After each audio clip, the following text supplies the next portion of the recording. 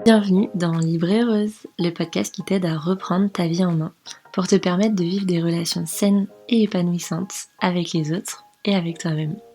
Moi, c'est Coralie, je suis coach de vie. J'accompagne les femmes qui souhaitent prendre confiance en elles et vivre la vie qu'elles veulent vraiment. Je pratique un coaching bienveillant, déculpabilisant et ancré dans notre monde et ses réalités systémiques. Bien loin des injonctions à devenir la meilleure version de toi-même, une girl boss ou que sais-je. Tu es prête à prendre confiance en toi, à apprendre à te kiffer tel que tu es et à te créer ta vie idéale? Alors c'est parti! Coucou et bienvenue dans ce nouvel épisode de Libre et Heureuse. Je suis trop contente de vous retrouver pour vous parler d'un sujet que j'adore. Je vous avais déjà fait un épisode un petit peu avec ce même concept qui était un épisode pour vous dire que je déteste le concept de devenir la meilleure version de soi-même. Donc si vous ne l'avez pas écouté, retournez un petit peu en arrière, vous n'allez pas être déçus. Aujourd'hui, on débunk un autre concept que je déteste en développement personnel, un peu bullshit. C'est le concept d'être une girl boss, une mum boss, etc., etc. Vous voyez le genre de truc dont je parle. En gros, c'est l'idée que pour réussir dans la vie en tant que femme, il faut que tu sois à la fois une super maman incroyable qui gère tout trop bien, la maison, les enfants, la cuisine, les petits plats, les nanani, les nanana, tout en ayant une carrière de ouf. Encore mieux évidemment si tu es entrepreneuse, businesswoman, machin truc. Et que évidemment tu dois être une épouse incroyable, tu dois avoir une trop belle déco à la mode qui s'adapte à tout ce qu'on attend, tout ce qu'on voit sur les réseaux sociaux. Et tu dois être super stylée, et tu dois être mince, et tu dois te maquiller, et tu dois blablabla. Oh, voilà. Je pense que du coup, dans la façon dont je le dis, ça s'entend et ça se voit, parce que je filme aussi pour Instagram, que je n'aime pas, je déteste, ça m'énerve au plus profond de moi.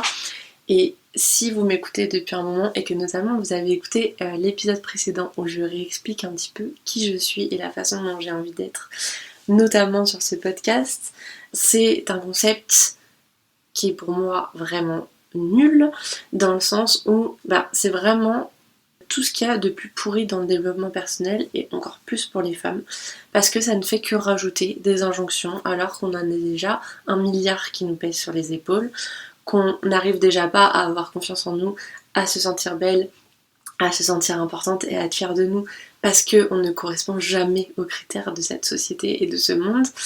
Et donc en plus maintenant, voilà que il va falloir encore se rajouter plein de choses comme ça sur les épaules, et se lever encore plus tôt, et se coucher encore plus tard, et avoir toujours moins de temps pour soi. Et en fait, ça a comme impact que juste on s'écoute de moins en moins, on écoute de moins en moins nos envies profondes, nos besoins, et finalement on continue juste à subir notre vie. Alors parfois on va être capable de se mentir très longtemps à nous-mêmes pour avoir l'impression qu'on fait vraiment exactement ce qu'il faut et que ça nous convient et que voilà, mais en même temps c'est ce qu'on nous apprend, donc est-ce que c'est vraiment se mentir à soi-même? C'est très difficile. Enfin, on vit vraiment dans un monde qui ne nous invite pas à réfléchir à qui on veut être vraiment, à qui on est vraiment, et à la vie qu'on veut vivre idéalement. Et tous ces concepts-là sont encore plus bullshit parce que, au lieu d'être du vrai développement personnel, en tout cas du vrai coaching, comme moi je le vois et comme moi je le pratique en tout cas, voilà, il est vrai pour moi, hein, ça reste que, encore une fois, finalement mon avis, hein, mais voilà. Et c'est tout l'inverse, parce que finalement en coaching, normalement, le but c'est de vous faire réfléchir, de vous aider à vous poser les questions que vous n'avez pas l'habitude de vous poser ou qu'on vous a pas appris à vous poser, pour justement en ressortir des choses qui sont déjà en vous et qui vous aident et ce que vous voulez. Et là c'est tout l'inverse, c'est vous dire ce que vous devez faire pour être bien, ce que vous devez faire pour soi-disant être heureuse, alors que finalement c'est ce que vous devez faire pour encore faire plaisir à un regard extérieur, à une société, à un monde, à qui, sûrement pas à vous. Et ça fait pas du bien.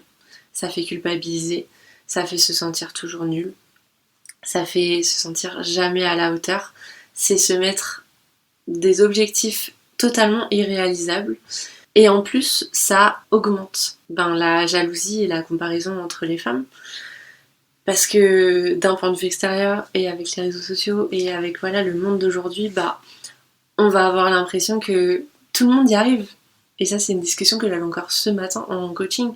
C'est que, mais en fait, les autres y arrivent très bien, et pourquoi moi j'y arrive pas, et pourquoi c'est plus dur pour moi, et pourquoi je suis fatiguée, et voilà.